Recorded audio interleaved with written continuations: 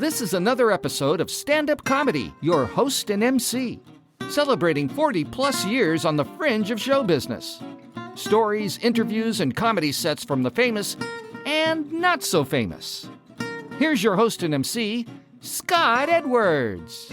Ladies and gentlemen, welcome back to the podcast. We have another amazing interview for you. And not only is it terrific comedy and a guy that's been doing comedy, God, for decades, he is so funny, but he's also a terrific musician. That's right. You've heard him before on this podcast doing his comedy music.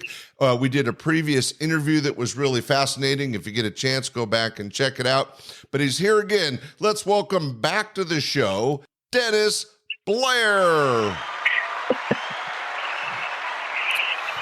Dennis, nice to have you back on the show. So Thank good you. to hear your voice. That's more applause than I've ever gotten, by the way, what you just played there. So I really appreciate that. Thanks. Well, we should catch people up. I know that's not true because you did a special fundraiser for me last year that was a huge success and the audience had such a great time. But just to kind of, we want to talk about current and future stuff right now, but I want to give the audience a foundation. You go back quite a ways. You worked a lot with Rodney Dangerfield and helped him with the movie Easy Money. Your big claim to fame, you were the official opening act for George Carlin for over a dozen years. You've had so much amazing experience and success. Dennis Blair, one of the best in comedy, but also as a comic musician. Is that something you did the music all along, right? Oh yeah, that's what I started with. I wrote my first song when I was 12. It was called "She Said It and She'll Regret It." It was about a broken love affair. It was about a busted love affair, and I was 12, so I really knew what I was talking about. Oh, that's so funny. So as I said, I didn't want to cover too much of the past, but you do bring up an interesting subject. As a musician, at what point did you decide that you could be funny too? I mean, that is an interesting thing, and we may have touched on it before, but share a quick story and how comedy added to your music. Well, I remember I think it was junior year of high school where we had a study period. The teacher never showed up. You know, we had to sit there. You know, like one of those weird rules. No, you have to be in the class. You have to be present. And I just started doing impressions of people. I think at the time it was like Jimmy Carter or something like that, and Hubert Humphrey and politicians and people started laughing. So that's the first time that I remember. No, there was one time before that I was in grammar school. It was in 8th grade, and I had to pretend that I had to do like a sketch. Like I had to come up with a sketch for some reason. I forget the reason why, but I couldn't find the nun that was teaching me in the sketch. And I kept looking around the room, and I opened up a desk drawer, and looked for her in there, and everyone like burst out laughing. I'm like, oh, I like that feeling. So those are the two earliest examples I think of. Oh, I guess I'm kind of funny. And then I just started doing parodies in this club that I worked at, just as a guitar player, singer, and started doing. That's when I came up with the Bee Gees parody, and that started the whole ball of wax, as they say. Wow. You know, what's interesting is I've had a chance to interview literally dozens and dozens of entertainers and comics, and there is something about getting that first big laugh. It's like a drug. Once you get it, you want to get it again and again. For musicians, it's applause. For singers, it's adoration and applause. But for comics and the people that have that entertainment niche in them, when you hear that laughter that you created from total strangers, it really gets the endorphins going. It gives you a good feeling. Yeah, and I was a bit of a nerd. No, let's go farther than that. I was a nerd. I was 11 years old. Let's cut to the chase. Yeah, right. Yeah, let's drop the bit up. I was a complete nerd. So and added to the fact the fact of getting my first laugh, I was like, oh, maybe people could like me at some point, So that was that deal. So that was a huge step forward in my life, and then doing the impressions later on in high school and stuff. I started becoming accepted, and it was a high school full of nerds anyway, so I didn't have far to go. Right. So, well, It is interesting because comics sometimes use humor to build friendships and to stand out from or to counteract being nervous. I think musicians play music because they think it'll get them attention in girls. Magicians, a lot of magicians start doing tricks because they are kind of shy and quiet, and doing the magic gives them a way to interact with people without having to really speak too much. So it's not surprising that you're saying that not only doing music but adding the comedy really gave you an additional edge as the king nerd of your school. King Nerd should be my publishing company. I'm telling you, it should be. I got another name, but I didn't come up with that. I wish I'd met you before I came up with my publishing company, but it's okay. We'll live through it. Well, Dennis, one of the things I wanted to share with the audience is that not only have I heard a lot of your comedy, but we did have a chance to work together on the show. And what's great about it is it touches on every decade of music. And that is not only terrific for the audience because they can follow the show and it's building in tempo as you go. And you're connecting with the memories of the audience through each generation of music. But was that something that I know you do it purposely now, but how did that transition come around that you started with the 60s and work your way through, into modern music? How did that come about? Well, that's relatively recent, and I don't remember the exact method and steps I took, but I mean that I've been doing that basically for the last 6 or 7 years. Doing that whole. It started as just starting with Elvis, and then I would eventually I started. Let me throw the 60s in there, And I probably was doing some older audiences, so they understood what I was talking about. Oh, the 60s. It's not like today. Like, what is this thing called the 60s? No, they understood it.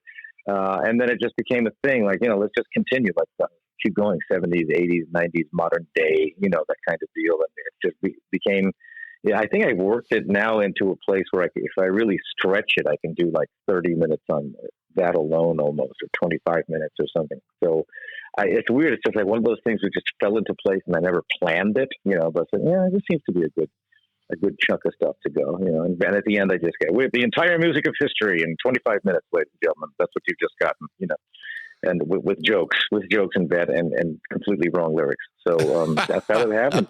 Well, it just happened. It's very funny, but I kind of find it surprising you didn't plan it. Now, you did open for one of the biggest names in stand-up comedy, George Carlin, who always had young, enthusiastic audiences, but you didn't do that type of show. So was it more like a regular comic and you just had bits that you put together? And that's how you did it for Carlin? Yeah, and during the Carlin, I remember I was more scattershot. I was like all over the place. I mean, I think I'd start with Bruce Springsteen or something like that. I listened to an old tape of mine a couple of years ago, and I started with that. Oh my God, I used to start with the Bee Gees, but it just became a kind of a scattershot, like whatever thought hit me. And I also, there was a period when I wanted to put the guitar down and see if I could do any time without the guitar. So I would put the guitar down and force myself into writing stuff that was more stand-up oriented, just like, straight stand-up kind of observational kind of stuff. So I kind of put that in the middle. And then I would pick up the guitar at the end and, kind of finish it off with requests, which I guess now is called crowd work. I guess everybody's doing it. But in the day when I was doing crowd work, quote unquote, I called it, I don't have to do my act right now. I can do requests. Yeah, that's a real truism that a lot of people have their set comedy bits, but they might have 20 minutes and they have to do 30 on stage.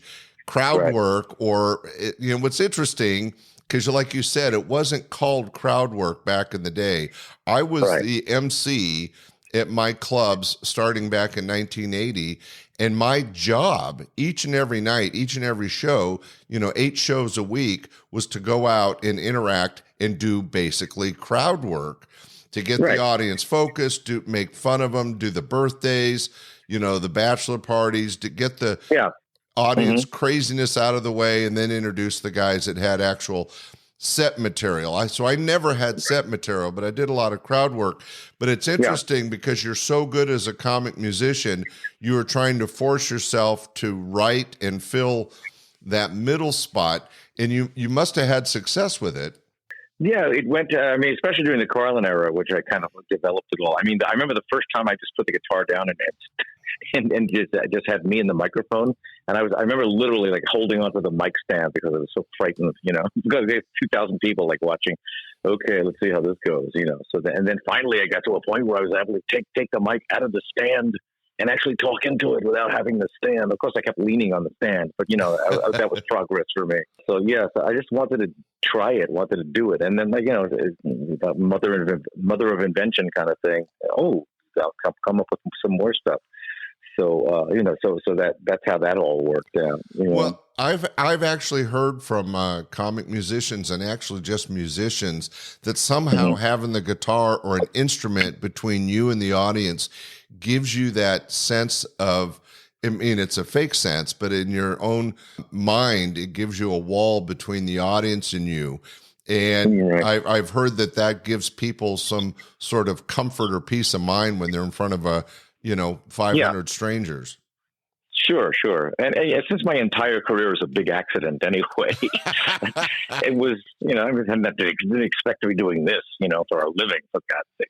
Yeah, but I just remember, having the guitar was just a natural thing for me because I was a singer and a songwriter and that kind of a deal from the beginning. So that was, there was something easy to lean on. Not even just lean on because people say, "Oh, it's a crutch." No, it's kind of like natural. Natural to have a guitar in front of me. Well, it's comfortable, but I right? Yeah, it's very. So it's a comfort zone, and you felt at ease. But I just at some point just wanted to try. Can I actually do comedy? Can I actually do stand up? And it seemed to work out, especially during the Carlin years. Well, I was going to ask about that because you were working, as been said, with one of the icons of the stand-up comedy world, George Carlin. Now, did he ever offer advice? Did he guide you, or were you? For example, Tom Dreesen worked with Frank Sinatra for a long time, and Frank, brought along his attitude towards show business, and Tom picked that up. Was there stuff that interactions with George Carlin that affected you?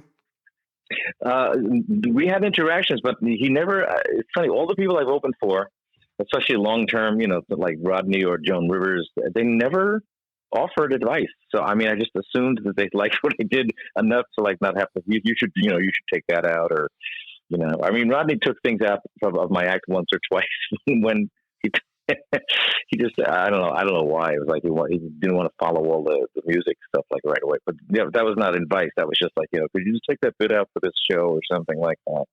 But no, they never did. And I assume that meant that they were just satisfied with what I was doing, And, I mean, big stars like Carlin and Rodney and Joan, I mean, they're into what they're doing, so they don't have time to sit me down. I want to give them some advice, I just think they were more into okay, he's funny, he's getting the audience to laugh, he's doing his job, and then I come on, so that's been it. So yeah, I've had to rely on myself for advice, which is really frightening. Well, obviously you gave yourself good advice because you've had a great career and great success. Now you must have learned something by watching people like Rodney, sure. Dangerfield, and George Carlin.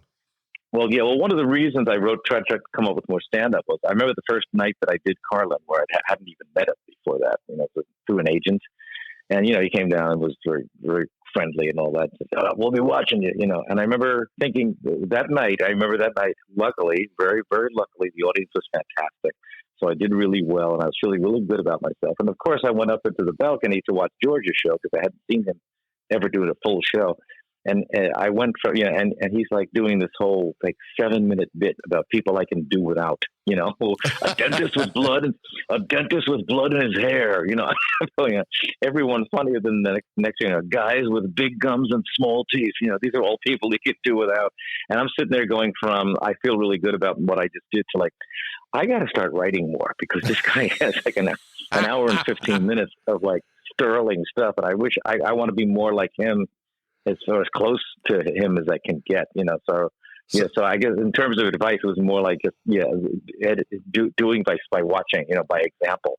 Yeah, working with Comic Genius could put a little intimidation or fear into you. Yes, yes.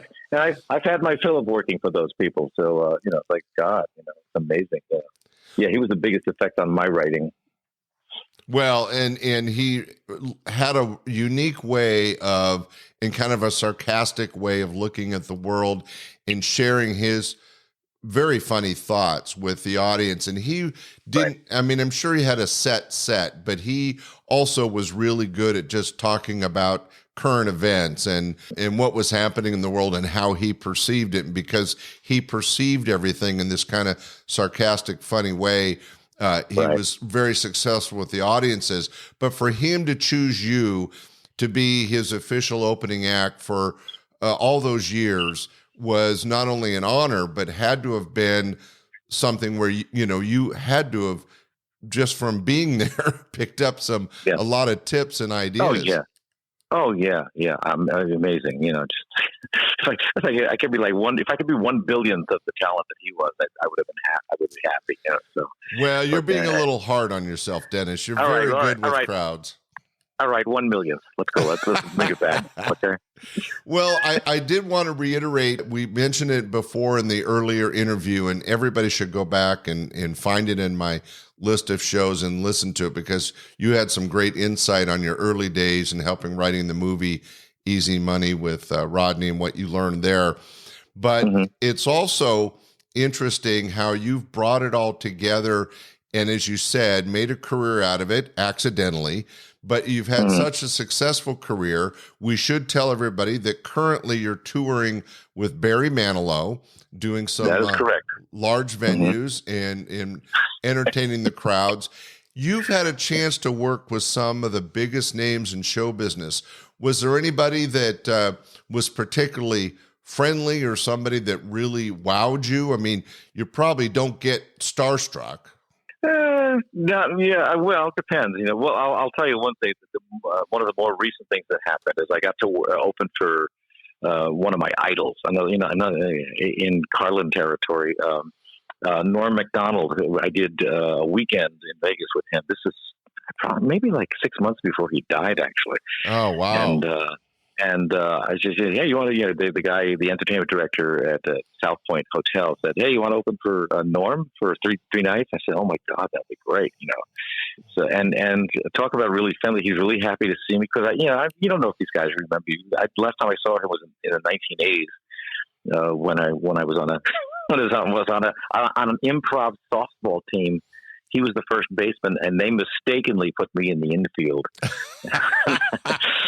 But how funny to meet Norm Macdonald on a baseball field when, you're both really talented comics. And I don't know what he did, but I just begged them. I said, don't put me in the infield. And they put me at like shortstop or second base. The guy hits the ball, goes right towards me. I let it go right past me. And all the comics said, oh, it's just a fun game. We don't care. They were all like, oh my God, what did you do? Hey, Ronnie, get quick, get the ball. And through that mayhem, Norm is walking up to me calmly and goes, hey, that ball just went right through there. It was amazing. And Norm remembered this when you got to work together? Well, that was the story. I mean, when I got together, I said, do you remember when I let the ball go right past me? And he said he did, but, he might have just been being nice. But he probably did, because it was quite a big effect in my life. They put me in the outfield after that. But they learned their lesson. Yeah, but again, I couldn't not watch every night of his show, and it was slightly different every night. It's just amazing. It's just to watch him at work. It's another one of those things where, like Carlin, it's like, oh, jeez, he did it like an hour, and it was amazing. So yeah, I mean, I can't remember ever having a bad experience with any of the comedians that I ever opened for. Because we're all like, flawed, and we're just all insecure. So it's like that comes out as, I think. But niceness. You bring up an interesting point, Dennis, is that you have opened for a lot of comics, which a comic musician is so versatile. And because of the music, it's a great crowd pleaser. It's a great energy builder. But you're working with comics. But like now you're working with a singer like Barry Manilow. Do you find it any different working with a comic, opening for a comic, like a star comic versus a star musician? Well, you definitely adjust what your set's going to be depending on who you're opening for. And by the way, you mentioned I opened for larger crowds. These are arenas he's doing. So, oh my gosh. So we're talking about like anywhere between 12,000 to 15,000 people. Oh, I didn't know it was that big. That's incredible. Yes. And it's the arena tours. It's a long story of how that got started, but he saw me do the Westgate Hotel, a little comedy show they were trying to put up. And he has a residency at the Westgate Hotel. And my friend Larry Ambrose, who's like kind of an assistant, he said, "Look, let's go over and see my friend Dennis. He's doing the show." And Barry came up with his manager and my friend Larry, and he said, "Oh, I really enjoyed your show." But I had a very, very nice talk for 10 minutes, and that was it. And then like a month later, I got a call saying, "Hey, you want to do the summer arena tour?" And I stupidly said yes, not thinking, "Oh my God, what am I, crazy?" But yeah, so. So there's that, the adjustment of like, oh my God, you got to work. How do you do that? I think that's the biggest crowd I've ever worked for. Yeah. But, also it's Manilow's crowd and yeah, I wouldn't want to be dirty at all, Right. Want to keep it clean. So there's that factor. But, then again, my little section on the music through the ages seems to work well with his audience. And, just went out there and the first night was very intimidating. Like, what's this going to be like? Is this going to work?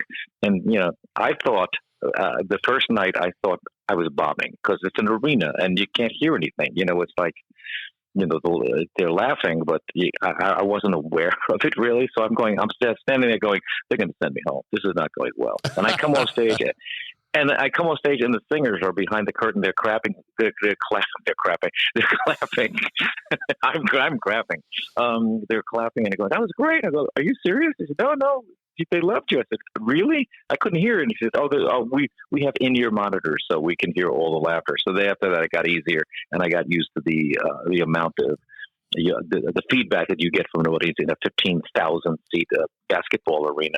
And then from then on, it went really well. But yeah, all that stuff factors in, the size of the room and what stuff you're going to do and all that stuff. And it seems this is my third year of doing it with him. So far, it seems to be working out pretty well. Well, congratulations. It brings up two quick questions, and then I'll let you go here soon. First off, I want to impress on listeners that are interested in the comedy industry again and again. I try to say it all the time. Being clean opens up so many more doors for you as an entertainer. So being a clean comic is really important. And as a comic musician, that might be a little easier, but it would be just as easy to go dirty and do dirty limericks. Bob Saget used to be a comic musician. A lot of people don't know that, but his lyrics were always very sexual, very funny, but not the kind of stuff you could do for a family audience. The other thing is that you bring up is that I do interview a lot of regular, I don't mean to be, you're not regular, and you did say you were crapping, but no, the callback. You can edit that right out, go right ahead.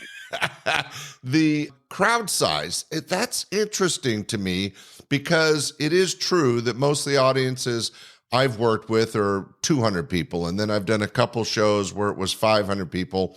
And then I did a couple concerts where it was 12, 15,000 people, but you can still hear them in an arena when you're going 15 to 20,000, who knows how many people, and they're so far away. For example, when I did do an outdoor concert, it was outdoors, over 12,000 people. We only heard the first few rows, and that was the audience we played to. The rest had a good time, but we couldn't hear them. How would you describe the difference between, let's say, a comedy club or lounge with a few hundred people and an arena? Is the biggest challenge that you can't hear? Yeah, well, that first night, like I said, I got really knocked off kilter because I'm going, am I bombing? I was really wondering. I mean, I would hear something that sounded vaguely like laughter. It sounded like a dull roar, or like, but it wasn't like the immediacy you get from a club or, even a small theater where at least the ceilings are within range of the, but I mean, like I said, the ceiling's like, I don't know how many feet it is, but it's like, to accommodate all the people that usually sit there, it's like hundreds of feet up. So, I mean, that has an effect.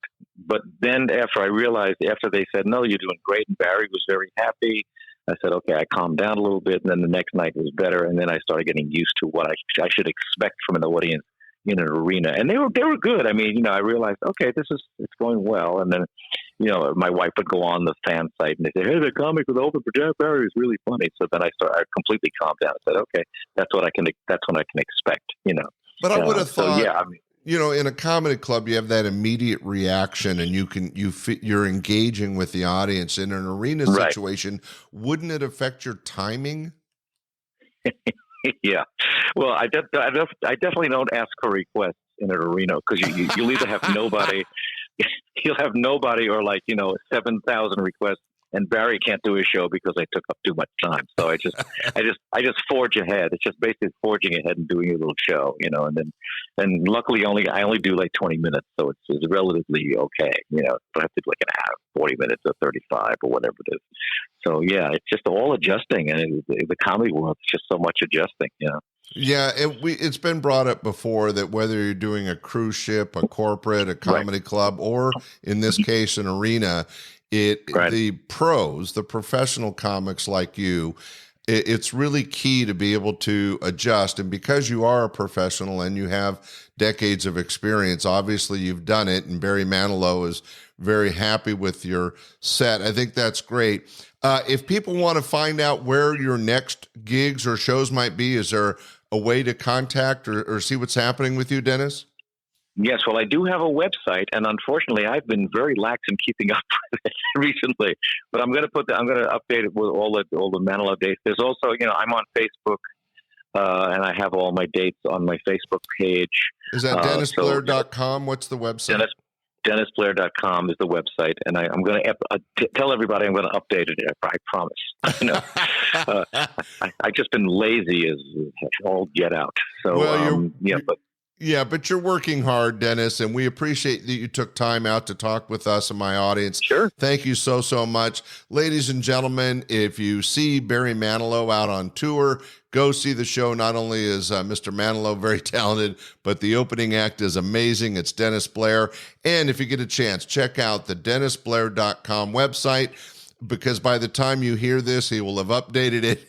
And he's a hardest working comic musician out there, so we know there's more gigs coming through the balance of this year and next. Dennis, thanks so much for being on the podcast again.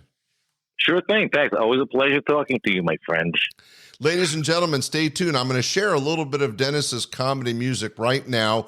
Dennis, you have a great rest of your gig with Barry, and we'll be talking again soon, I hope. Yeah, me too. I'm around. Give me a call. Give me a buzz, as they say.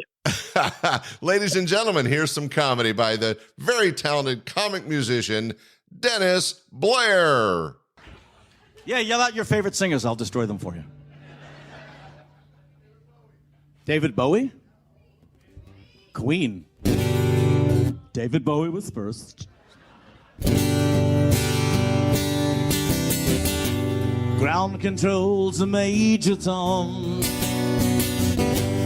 Ground control's a Major Tom. I'm in space, I'm weightless, and I can't keep my panties on. David Bowie, right off the top of my head, come on!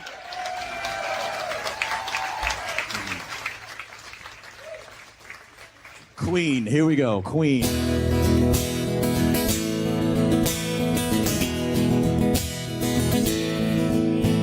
We are the champions, my friend.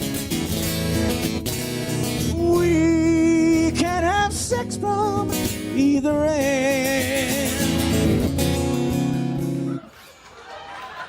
Right off the top of my head.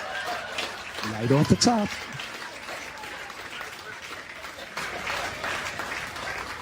I'm not responsible for what I say if it's right off the top of my head.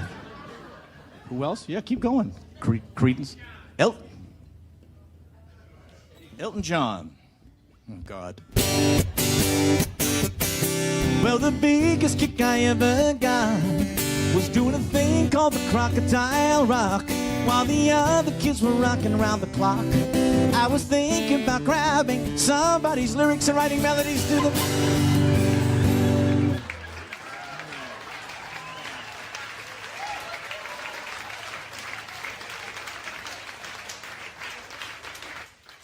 They didn't tell you it was going to be a clean show, did they? Creedence Clear... Yeah, Creedence... Yes! Sorry. Creedence Clearwater Revival.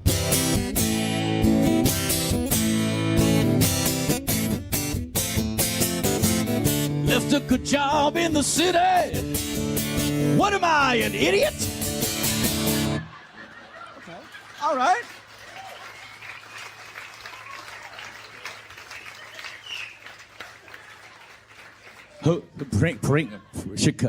Pink Floyd. Oh my God. Prince. Holy crap. Wow. Pink Floyd.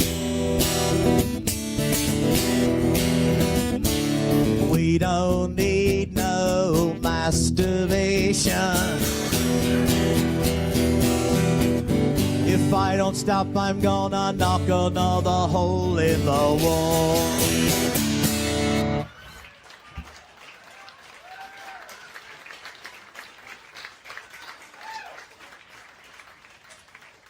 I'm not sure you want to hear Prince.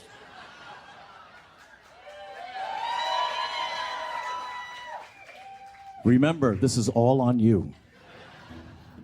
My tribute to Prince.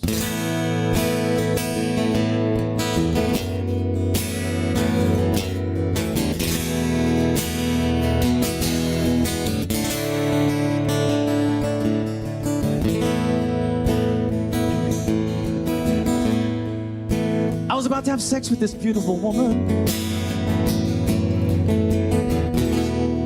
So I dropped my pants, she pointed to it, she said, no way. And I said, how come all of a sudden you don't want to have sex with me? And she said, 'cause running down your penis is this great big purple vein, purple vein, purple vein. Thank you, good night.